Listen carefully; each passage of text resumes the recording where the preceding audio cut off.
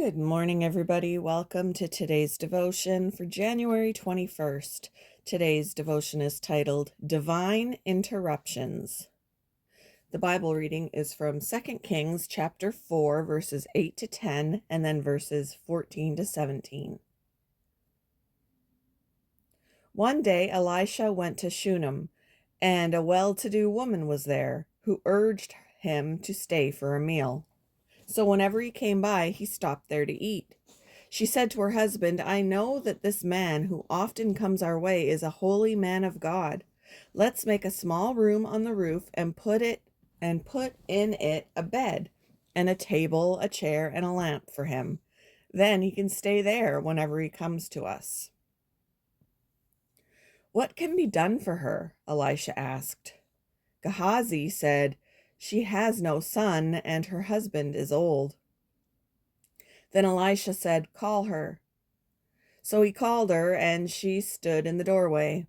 "About this time next year," Elisha said, "you will hold a son in your arms." "No, my lord," she objected. "Please, man of God, don't mislead your servant." But the woman became pregnant, and the next year, about that same time, she gave birth to a son, just as Elisha had told her.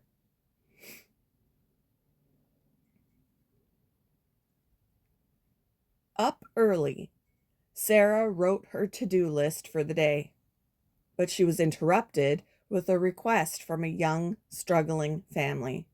They desperately needed a gas card from church to be delivered to them.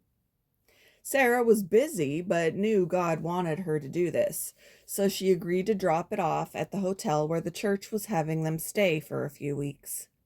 She got the card and checked the address. The drive was farther than she'd anticipated, so she complained to God.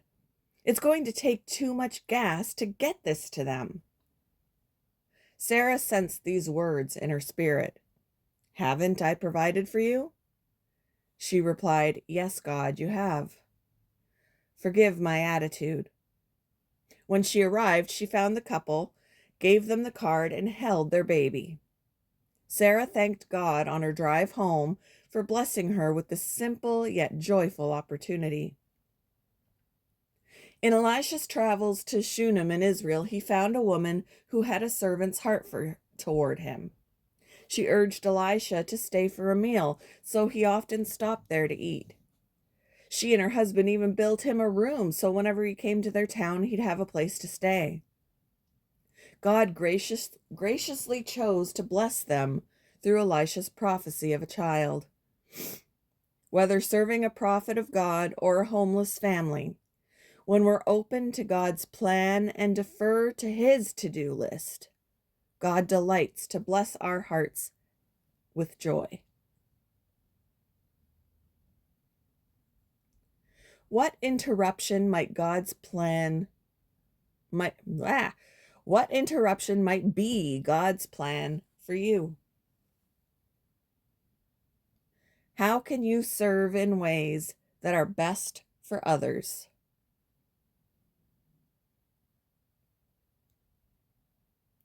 Thank you for joining me for today's devotion, and I hope you all have a wonderful day.